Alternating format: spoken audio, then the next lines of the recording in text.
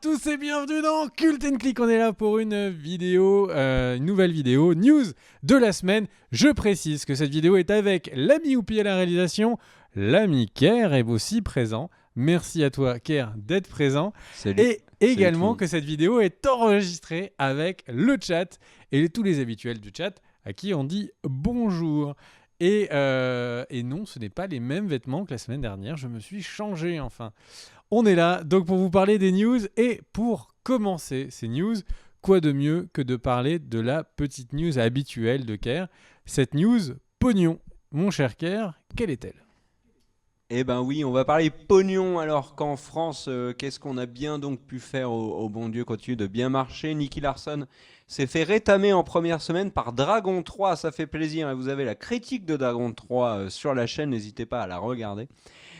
Pas maintenant parce que là vous êtes en live, mais si vous êtes en rediff vous pourrez la regarder après. Bref, vous avez compris, c'est méta tout ça. Aux États-Unis, la grosse sortie de la semaine c'était Alita Battle Angel, le nouveau film de Bob Rodriguez, l'adaptation de Gun. Et ben ça démarre bien pour le film de Robert Rodriguez. Mais les chiffres ne sont pas extraordinaires. On va dire qu'il a pris la première place de son premier week-end, mais avec 28 millions de dollars, ce qui n'est pas dingue, hein, on peut le reconnaître. Les plus gros dépassent aisément le 100 millions pour leur premier week-end. Donc voilà, Lego Movie est toujours dans le coup, deuxième avec 62 millions cumulés, 21 pour sa deuxième semaine. Et puis c'est à peu près tout, c'est la fin de vie pour The Upside, le remake d'Intouchable, qui est pas loin des 100 millions là-bas aux États-Unis. C'est une belle surprise. Glass a dépassé les 100 millions et là actuellement il est vraiment en toute fin de vie avec un peu moins de 4 millions. Et à noter également, 11e du week-end, on trouve Spider-Man Into the Spider-Verse, donc New Generation en France.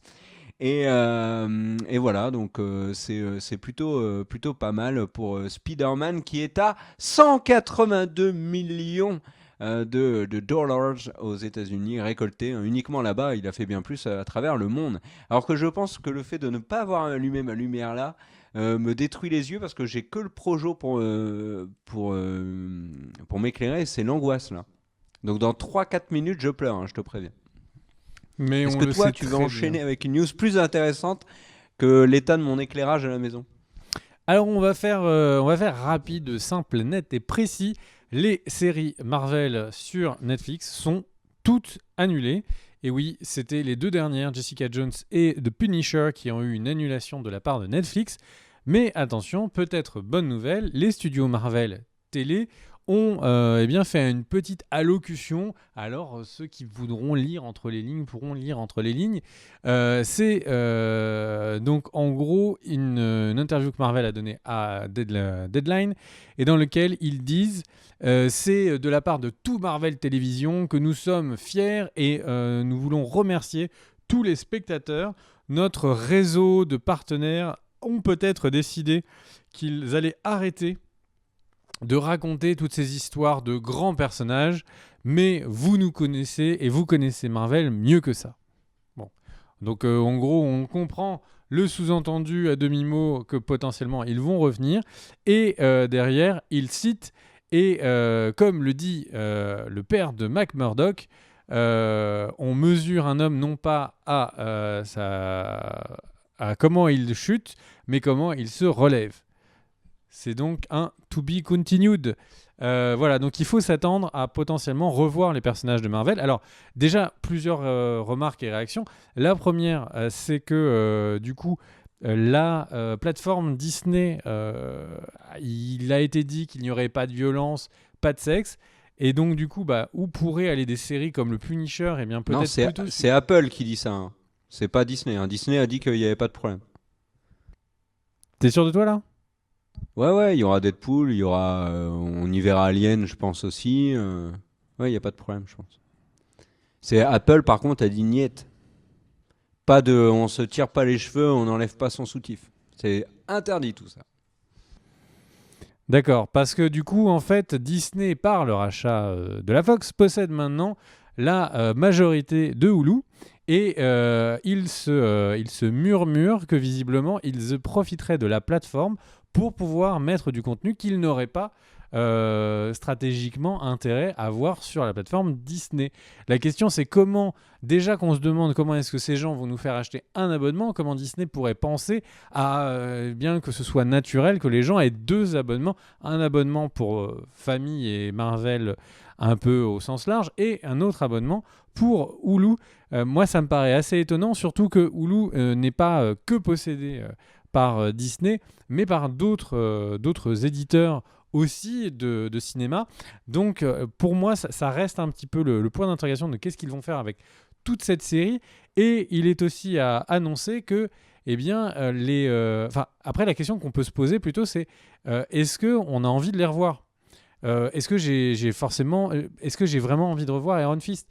La fin était tellement what the fuck de cette dernière saison. Globalement, la série des Defenders a été catastrophique. Donc, est-ce qu'on est juste en train de reprendre les personnages? Est-ce qu'on est en train de reprendre les acteurs? Il faut noter que, par exemple, quasiment tous les acteurs, notamment John Bertal, a dit au revoir au personnage de Punisher. Donc, cette annonce de Marvel Studios, alors c'est sûr que un de ces 4, il y aura du nouveau avec Daredevil. Mais est-ce que ce sera forcément des séries? Donc il faut faire attention. Cette news, c'est pas vraiment de dire que les séries Marvel chez Netflix vont revenir chez Marvel. Au contraire, c'est de dire que voilà, les personnages sont réutilisés, ok, soit, mais ça risque peut-être de ne pas être de la même manière que prévu. Il est à rappeler aussi qu'il y avait une règle dans les contrats qui disait que les personnages ne pouvaient pas être utilisés pendant 2 ans après l'arrêt des séries sur Netflix. Donc voilà, vous ne verrez rien pendant quelques temps. Et on remercie Rémi Pouille pour son super chat et son don d'amour. À toi, mon cher. Eh ben moi, j'aimerais réagir à ce que tu as dit. Alors, je te rejoins sur En effet, il y a la rumeur Hulu. Ça serait cohérent pour Daredevil, parce que la saison 3 de Daredevil a eu un gros retentissement sur les réseaux sociaux, etc. Pour toutes les autres séries, j'y crois pas du tout. Jessica Jones, il y a zéro hype. Iron Fist, tout le monde s'en fout. Luke Cage, tout le monde s'en fout. Et Punisher, on met en avant... alors, il y a beaucoup de gens qui réagissent à l'annulation de Punisher. Punisher a ses fans, mais aussi Punisher, l'ensemble des critiques sur la saison 2 sont très très divisées. Il y a beaucoup de gens qui estiment que Punisher saison 2, c'était pas terrible. Et on en fait partie, vous pouvez retrouver la critique sur la chaîne. Mais moi, Punisher annulé ne va absolument pas me manquer. Hein. Vraiment, je sais pas toi, mais sur toutes les séries Marvel Netflix, aucune va me manquer dans les faits. Moi, Daredevil va bien me manquer et Punisher, comme on le disait dans la vidéo critique, le premier épisode de cette saison 2, moi, j'ai trouvé excellent. Et peut-être pas jusqu'à dire exceptionnel, mais en tout cas excellent. Daredevil, vraiment, moi, je trouve que l'acteur et la manière dont il le traite est intéressante. Pas extraordinaire, mais intéressante. Donc, écoute, le truc, c'est que d'un côté, on a des séries qui, type le Arrowverse, qui sont des séries qui sont maintenues avec la pompe à respiration, malgré le fait que, on va dire qu'elles ont eu leurs bonnes années avant. Les premières saisons de Arrow sont beaucoup mieux que les récentes, de mon point de vue. Le truc, c'est que là, on a une série qui aurait pu peut-être retrouver un nouveau souffle. Peut-être. Il y a concrètement, sur toutes les dernières saisons Marvel chez Netflix, il y a un vrai problème de budget. Elles ont moins de budget que les premières saisons. Enfin, c'est quand même problématique. Enfin bref, mais bon, le truc, c'est que moi, je pense vraiment qu'il y a de la place. Il y a une vidéo sur critique de Glass, de film de Shyamalan, qui sortira cette semaine sur la chaîne, et je trouve qu'il réécrit une nouvelle manière de réaliser des films super-héroïques qui seraient parfaites en série, mais je vous en parle dans la vidéo.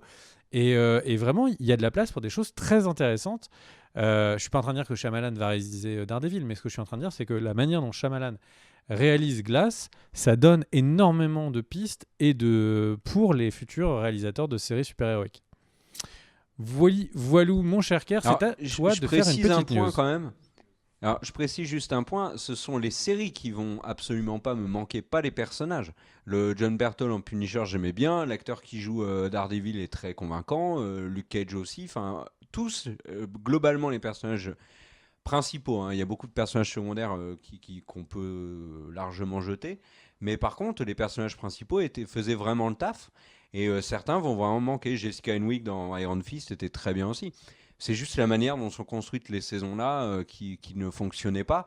Et ce modèle-là, précisément, sur Netflix, ne me convenait plus du tout. Et ça va pas me manquer.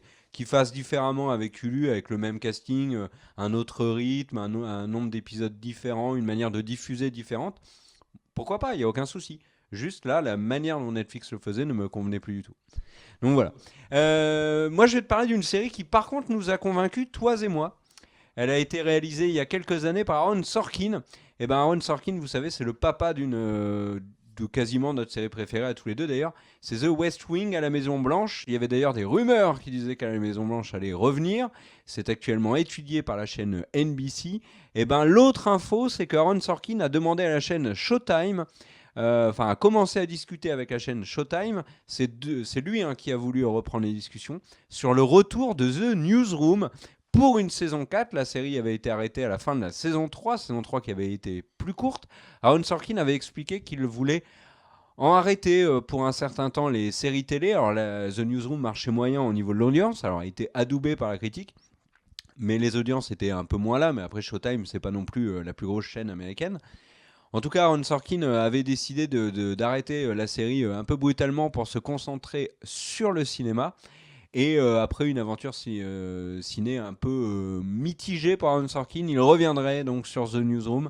C'est quand même une super nouvelle. The Newsroom, en fait, on suit le quotidien d'une rédaction d'un journal télévisé d'info, dont le présentateur est Jeff Daniels, pardon.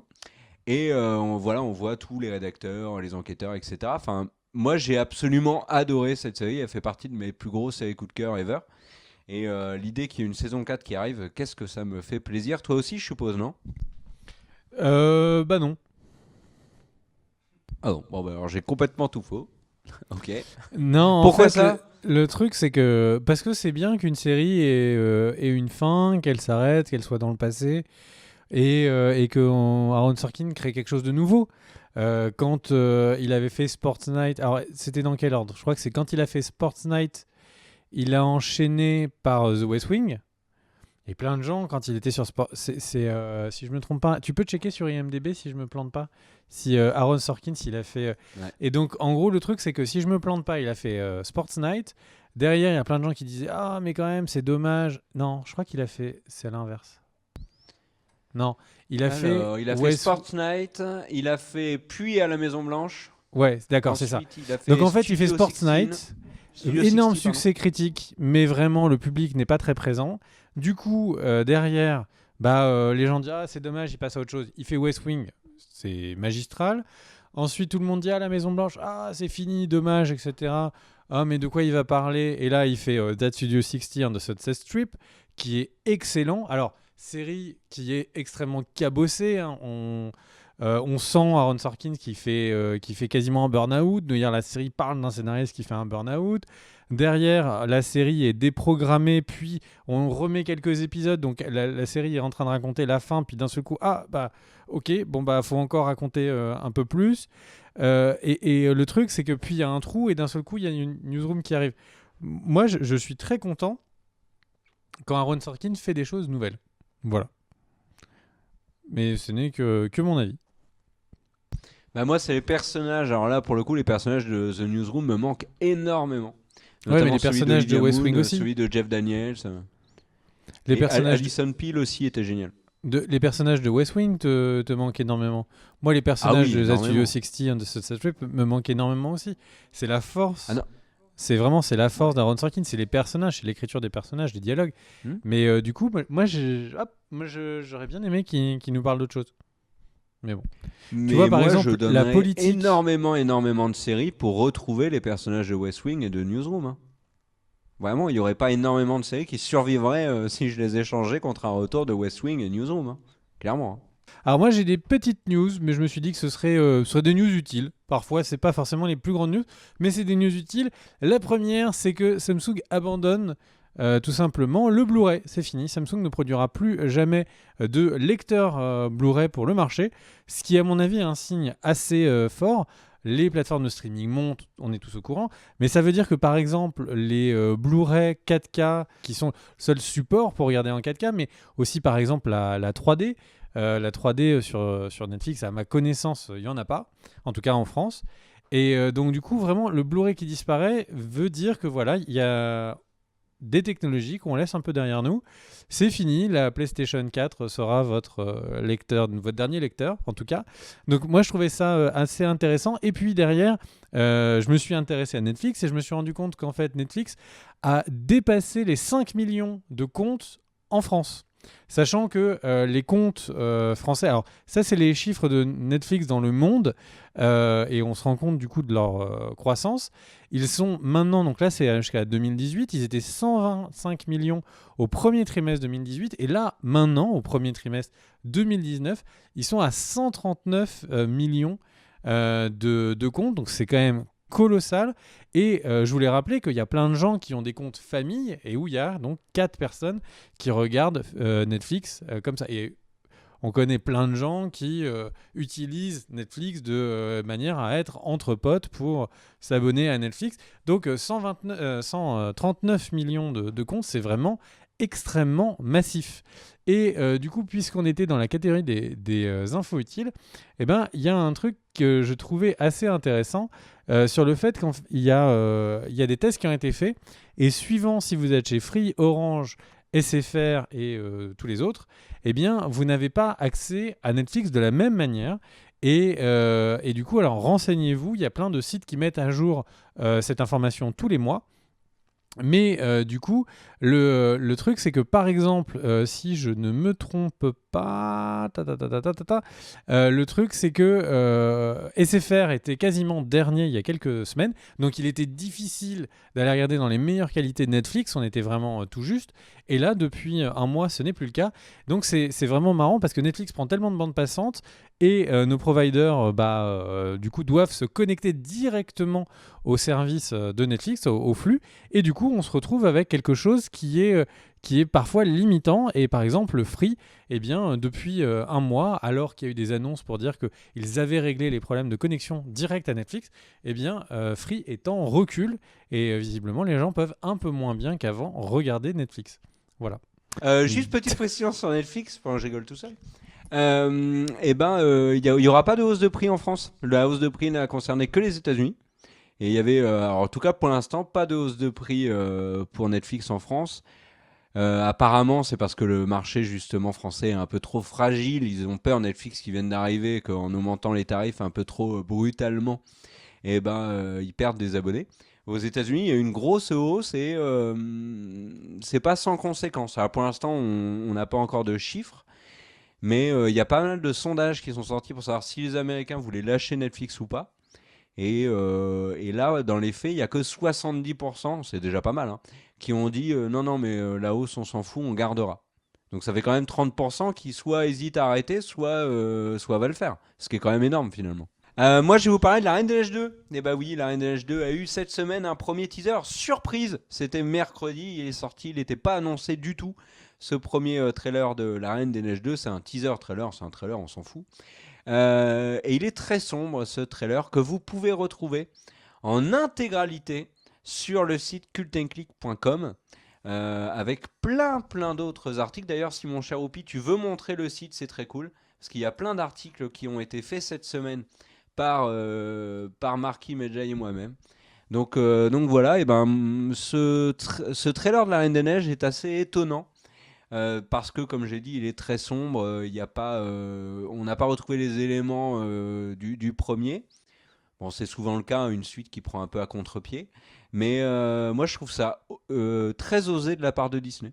Très osé parce que il y a un énorme... La Reine des Neiges 2 au cinéma, c'est sympathique pour Disney. Mais la guerre est ailleurs, la guerre c'est les produits dérivés, etc. Et si là, les premières impressions des jeunes enfants, c'est oulala, la Reine des Neiges, ça fait un peu peur. Est-ce que ça pourrait avoir des conséquences économiques sur la vente de produits dérivés? Je ne sais pas. En tout cas, le film arrivera en France fin novembre, on n'a pas de date précise pour l'instant. Et voilà, c'est à peu près tout ce qu'il faut dire. Moi j'ai été un petit peu étonné. Alors le film à réaliser, c'est le meilleur de démarrage de trailer ever pour un film d'animation. Il a dépassé d'un rien Les Indestructibles 2. Et moi, je pensais qu'il ferait beaucoup plus. Je pensais qu'il y aurait une vraie hype sur La Reine des Neiges. Le premier n'a pas fait parler de lui avant de sortir au cinéma, mais alors après, qu'est-ce que ça a été un foin démentiel. Et je pensais que dès la com autour du 2, ça allait prendre tout de suite. On verra. Peut-être que le succès sera en salle, mais un peu moins de hype ailleurs. Qu'en penses-tu ? Tu l'as vu ce trailer ou pas ? Alors moi j'en pense que les personnes qui sont le public de ce trailer n'ont pas le droit d'avoir de compte YouTube et à cette heure-ci auraient déjà dû rentrer se coucher.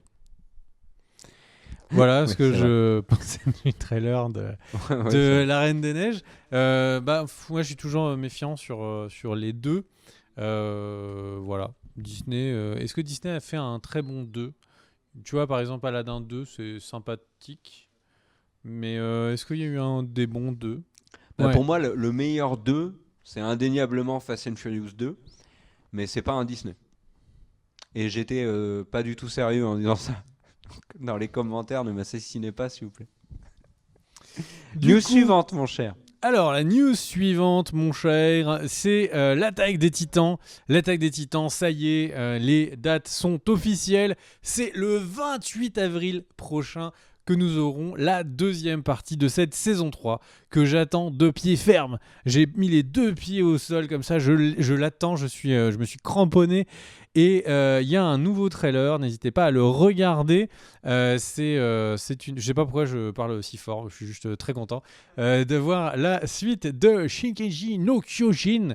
Oui, je vous fais la traduction littérale. Et donc, c'est l'attaque des Titans. L'animation de ce nouveau trailer déboîte la mâchoire. J'ai dû demander à un ostéo de me remettre les choses en place. L'animation est juste incroyable. Quelle est l'autre série grand public d'action qui a une animation aussi stylée ? Dites-moi dans les commentaires. Moi, comme ça, je n'en vois pas. Il y a des moments, vous allez me dire, il y a des moments stylés. Mais le truc, c'est que concrètement, c'est que des moments, l'attaque des Titans, quand ils mettent la gomme, c'est oufissime. Donc voilà. Donc tout ça pour dire que je suis très content. Et en France, c'est diffusé sur Wakanim de manière officielle, quasiment en simultané. Voilà, c'était ma petite news plaisir, ma petite news bonheur, ma petite news... Puisque tu parles de l'attaque des Titans, j'en profite pour montrer qu'il y a une nouvelle série de pop sur le truc. Bon, alors c'est complètement flou à cette distance. Ça, c'est Timir. Et celle que je préfère, c'est Andy. Voilà. Andy est très chouette. Donc il y en a plein, il y a tous les personnages de la saison 3 qui sont là. Enfin, pas tous, mais une immense partie. Voilà. On s'en fout, hein. Moi, je vais rester dans l'animation. Il y a Delbill 5 qui me dit One Punch Man est aussi bien animé. C'est pas faux. Full Metal Alchemist. My Hero Academia, non ? Pour moi, Full Metal Alchemist est une série. Les deux, la Brotherhood et la normale, sont au-dessus de l'attaque des Titans. Surtout la première. Je préfère la première à la Brotherhood. Mais le truc, c'est que l'animation est en dessous, de mon point de vue. Mais One Punch Man, c'est pas faux. Je vais vous faire, je suis désolé, d'habitude c'est pas moi qui le fais, c'est plutôt l'apanage de Kerr. Je vais vous faire une petite section drama. Voilà. C'est un drama qui était autour des Oscars. Et oui, donc les Oscars avaient annoncé, tu sais, les Oscars, mon cher Oupi, c'est ce truc qui est censé remettre des prix à, tu vois, aux différentes catégories du cinéma qui sont considérées comme plus ou moins importantes. Et en fait, les Oscars ont décidé, non pas de ne plus remettre sur les 24 prix, d'en retirer 4, tu vois, parce qu'ils ont un vrai problème de temps, les Oscars. C'est-à-dire qu'en vrai, les Oscars, à chaque fois, les gens, tu sais, ils sont obligés de leur dire bon, bah, t'as dit merci, t'as 30 secondes, tu sais, de réduire parce que les Oscars, c'est trop long, c'est trop chiant, et du coup, la télé les pressurise pour que ce soit de plus en plus court. Ce qui fait ces remerciements où tu as des gens qui arrivent sur scène. C'est fini ? Ah merde. Merci. Et qui se casse. Et donc le truc, c'est que globalement, ils ont un vrai problème de temps. Et quelle solution un petit génie des Oscars a trouvé ? Il a décidé de mettre 4 des catégories pendant la pub. Et donc, vous allez dire, mais il a manqué, vraiment, il a manqué de respect total. Du coup, 4 catégories. Tu vois, un petit peu comme si quelqu'un se bourrait la gueule et allait dans un cimetière de cinéastes pour aller pisser sur les tombes. Eh bien, cette personne a eu la bonne idée que ces 4 catégories soient meilleure photographie, donc qui est juste donc l'image, Et si vous êtes allé sur un tournage, ou si vous n'êtes pas allé sur un tournage, je vous le dis, c'est juste le deuxième rôle le plus important sur le tournage après le réalisateur, mais également le montage, parce que tu comprends, tu vois, dans les catégories, c'est pas forcément aussi super important, et le meilleur maquillage, bon, ça je veux bien comprendre, à part dans Avatar, je veux bien comprendre, et meilleur court-métrage, tu comprends, c'est la catégorie des adolescents. Et donc le truc, c'est que, mais meilleure photographie et meilleur montage, c'est juste l'angoisse que le mec, que quelqu'un de l'académie, ils aient décidé de mettre ça pendant la pub. Typiquement, c'est de se dire qu'ils n'ont pas compris qu'est-ce qu'était un film. Et par contre, la catégorie troisième actrice secondaire qui joue le rôle de feuille morte derrière le cadre, ça, il n'y a pas de problème. Elle est là pour dire merci à toute la famille. Le truc, c'est que elle arrive, si représente, tu vois. Non, mais le truc, c'est que globalement, les catégories, alors déjà, qu'il y en ait pendant la pub, moi, j'ai pas trouvé ça génial, mais surtout, que ce soit meilleure photographie, meilleur montage, j'ai trouvé ça juste super choquant. Alors, il n'y a évidemment pas eu un message très positif du coup qui a été renvoyé aux Oscars. Il y a eu une très grande partie des réalisateurs un peu connus, les Guillermo del Toro, les Cuarón, qui du coup sont rentrés sur Twitter en disant écoutez, avec tout le respect que j'ai pour l'Académie, je comprends pas. Et finalement, l'Académie, au bout d'une semaine, a très peu communiqué, a dit qu'ils ont compris les réactions. Et du coup, il serait de nouveau instauré pendant la présentation classique qui a lieu donc le 24 février, la soirée des Oscars. Personnellement, je trouve ça trop bizarre. Enfin, je sais pas quoi vous dire d'autre. C'est incompréhensible qu'on soit dans une soirée de remise des prix pour la création de films et tu retires le prix de directeur, de la photo, donc de l'image d'un film et du montage. Et là, je suis vraiment perplexe. Bref, donc du coup, je suis un petit peu surpris. Pendant que Nikos Marshall dit qu'il n'y avait pas de présentateur de soirée aussi, non. En fait, le truc, c'est qu'il y a eu un deuxième bad buzz, mais qui est plus ancien. C'est Kevin Hart, le comique américain qui, en fait, a été nommé pour présenter les Oscars. Il y a des personnes qui l'ont ciblé et ont ressorti des tweets d'il y a près de 10 ans, je crois, dans lequel il faisait des blagues homophobes. Et tweets sur lesquels il a dû s'excuser à plus de 3 reprises déjà dans sa carrière, parce qu'à chaque fois, les tweets sont remontés, il ne veut pas les supprimer, et il est obligé de se réexcuser publiquement. Et donc là, cette fois-ci, il a dit « fuck it, je ne présente pas les Oscars ». Et donc, effectivement, ils ont un petit problème pour trouver ils avaient un problème pour trouver un host après ça.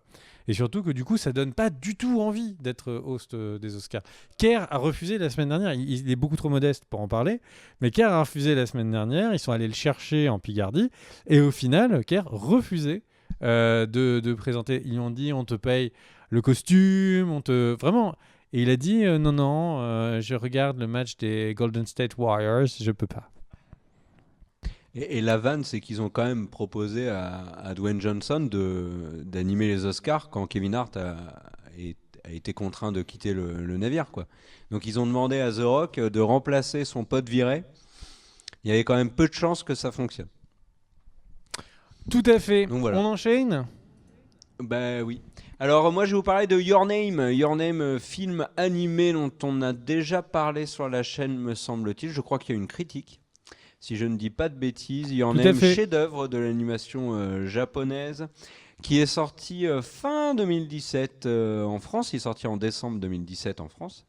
Et figurez-vous qu'il a eu un plutôt joli succès, un succès d'estime, on va dire. C'est pas des gros chiffres, mais en tout cas, ça a montré que le public était intéressé par Your Name, notamment aux États-Unis, et la critique a été dithyrambique. Donc, Hollywood a décidé d'en faire un remake en live action avec des vrais acteurs et des vraies actrices qui seront très probablement présents aux Oscars dans les catégories maquillage, monteur et décor. Et c'est un réalisateur qu'on connaît bien, mon cher Bigby, qui réalisera Your Name. Il a réalisé un film que j'aime énormément, qui est 500 jours ensemble. Il a réalisé 2 films que tu... Alors je ne sais pas, j'allais dire que tu peux pas blairer, mais dans les faits, moi non plus. C'est les 2 The Amazing Spider-Man. Mark Webb va réaliser L'adaptation, dit comme ça, c'est un peu flippant. Mais je vais essayer de le faire sans me marrer et surtout Et sans ben, vous faire peur. te marre, Attention, te marre pas parce Mark que. Webb. Ouais. Quoi? Non, non, mais te marre pas parce que en vrai, c'est un très bon réalisateur. Oui, c'est un. Bah, alors, oui et non. Hein, celui qu'il a fait après Amazing, apparemment, est vraiment pas ouf du tout. 500 jours ensemble, c'était très chouette. C'était même très très bien. Après, s'il arrive à faire un Your Name du niveau de 500 jours ensemble, ok, il n'y a aucun problème. Après, bon, il y a toujours le fameux débat de pourquoi est-ce qu'on fait un remake. Bon, ça, c'est toujours la même réponse. Hein, c'est les Américains ne vont voir que des films américains. Donc, basta. Donc, si on veut utiliser Your Name et se faire du pognon sur Your Name, il faut qu'il soit américain. L'animation attire moins de monde en salle que les films en live action. Donc, voilà. La réponse, elle est là. Film américain, live action, Your Name. Si un jour ils vous font tous les Miyazaki en remake américain, ça sera du live action. Et ça va pas arriver. Parce que ce qui est un peu compréhensible avec Your Name, c'est que je trouve que l'histoire est très accessible pour un public qui n'est pas habitué aux histoires et à la culture japonaise. Et moi, ce qui est mon cas, par exemple, moi j'ai absolument adoré Your Name. Et donc je pense que Your Name est adapté pour le public américain. Maintenant, c'est un film. On verra qui va être cast. Probablement des ados insupportables. On verra. T'en penses quoi de cette annonce? Ça te fait flipper? T'es un peu triste? Tu t'en cognes? Bah, c'est pas forcément le mauvais réalisateur pour le faire. Après, le truc, c'est que Your Name, c'est une très belle histoire, un rythme lent. Est-ce qu'un film américain acceptera d'avoir un rythme lent? Et c'est surtout une beauté de chaque plan incroyable. Et ça, je sais pas. Enfin, la question, c'est qui est-ce qu'ils vont mettre justement en directeur photo avec Mark Webb? Parce que c'est juste magnifique, tous les plans de nature. Vraiment, ils sont splendides. Donc j'ai hâte de voir. Après, franchement, 500 jours d'automne, non? Je me souviens plus le nom C'était du Days of film. Summer en anglais. Ouais, 500 Days of Summer, mais le nom français, il m'échappe. Et le truc, c'est 500 que jours ensemble. 500 jours ensemble. La réalisation était très réussie et c'était une réalisation justement qui est un peu comme Your Name et déconstruite avec l'histoire qui n'est pas du tout racontée de manière, enfin qui n'est pas tout à fait racontée de manière chronologique. Je ne veux pas en dire plus pour dénaturer Your Name. Est-ce que tu as fini avec ta news? Ah, Est-ce que j'enchaîne? petite précision, c'est Bad Robot de J.J. Abrams qui va produire le film avec Toho et la Paramount. Donc c'est un film Paramount. Donc il est fort probable qu'on puisse jamais en parler sur la chaîne. Ouais, Bad À Robot toi de et nous suivre. Paramount qui ont une histoire d'amour sans fin. Bref, c'est une autre aventure qui explique pourquoi Star Trek est en cacahuète. Mais bon. Du coup, je voulais remercier Meijay qui a encore fait un don sur le super chat. Et nous n'allons pas parler de la série Kingdom pour l'instant. Parce qu'on a un peu loupé le démarrage et on est passé à d'autres séries assez vite. Merci à toi. J'espère que tu ne surdépenses pas. Mais c'est très gentil de ta part. Du Alors coup, moi je l'ai vu, j'ai vu la moitié de Kingdom, mais je t'avoue que en parler tout seul, j'avais absolument pas envie. Donc on en je vais parlera vous peut-être plus enchaîner. tard. Mais... Siker, je crois que tu as terminé toutes tes news. Ok, alors du coup, je vais balancer toutes les news. Alors, on commence très rapidement. Une news dont tout le monde s'en fout. Transformers va avoir une nouvelle série d'animation en 2020 sur Netflix. C'est comme ça que termine Transformers. Bon, je dis pas qu'il y aura plus de films, mais c'est un petit peu comme ça que termine le fameux on pose nos balls, on a une équipe de 13 scénaristes qui vont écrire au moins 7 à 8 films amazing après, et un échec, et il n'y a plus de film. Nouveau rebondissement de la production de James Bond. Eh bien, alors là, si vous aimez bien James Bond, vous n'allez pas flipper du tout. Et oui, il y a un James Bond, donc le prochain, le 25, qui était annoncé pour le 14 février 2020. Je rappelle que c'est donc dans moins d'un an. Et en fait, il est annoncé qu'il y aura 2 mois de retard. Et là, on se dit, mais pourquoi 2 mois de retard? Mais tout simplement parce qu'ils viennent juste d'embaucher quelqu'un pour refaire tout le script. Mais si ils ont pris quelqu'un pour refaire tout le script et qu'ils ont décalé de 2 mois et qu'ils n'ont toujours pas tourné et que Daniel Craig n'a toujours pas annoncé qu'il serait le nouveau, enfin l'ancien nouveau James Bond, mais est-ce que ça laisse beaucoup de temps pour faire un film de qualité, tout ça, mes aïeux? Je ne suis pas sûr, parce que je sens que le film va être en DLC. Tu vois, les gens qui auront à la première séance n'auront pas tous les trucages. Si tu y vas le dimanche, il y aura eu un patch dans toutes les salles de ciné où d'un seul coup les fonds verts auront été, tu vois, retirés. J'ai vraiment l'impression que ce James Bond, il faut rester méfiant. Je rappelle que c'est réalisé par Kari Fukunaga, qui est donc le premier réalisateur américain, si je ne me trompe pas, de tous les films James Bond. Blablabla. Denis Villeneuve. Alors ça, je voulais vraiment en parler. C'est Dune. Alors il y a plein de gens qui m'en ont parlé sur Twitter. Le film Dune va avoir un remake. Et un remake qui est réalisé par notre ami Villeneuve. Villeneuve qui a fait Blade Runner 2000 quelque chose, 46, 49, 43. En tout cas, c'était l'année érotique, de souvenir. Et le truc, c'est que Villeneuve réalise donc la suite de Dune. Et il y a un cast incroyable qui a été annoncé. Rebecca Ferguson, que moi je trouve impeccable dans l'émission Impossible. Il y a Josh Brolin, il y a Jason Momoa, que vous avez sans doute vu en très bon colon dans Frontiers, ou peut-être dans Game of Thrones, ou peut-être dans Aquaman. Il y a également Sandia Mar-Stomar Coleman. Il y a également Javier Bardem et Timothée Chalamet de Call Me By Your Name qui font un casque que moi je trouve extrêmement intéressant. Alors je voulais demander quelque chose au chat. Je voulais profiter du fait que vous étiez là et dans les commentaires évidemment. Est-ce que ça vaut le coup de lire Dune ? Parce que tout le monde en parle comme une œuvre tellement incroyable. Je suis curieux de savoir, est-ce que vous me conseillez de lire Dune là en 2019 ? Est-ce que c'est à jour ?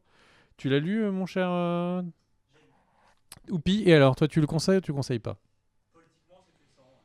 Politiquement, c'est aussi, puissant. Donc, tu dirais, en 2019, ça se lit ? Ok. Bon, il me dit oui, ça se lit. Et toi, mon cher Kerr, tu dis quoi ?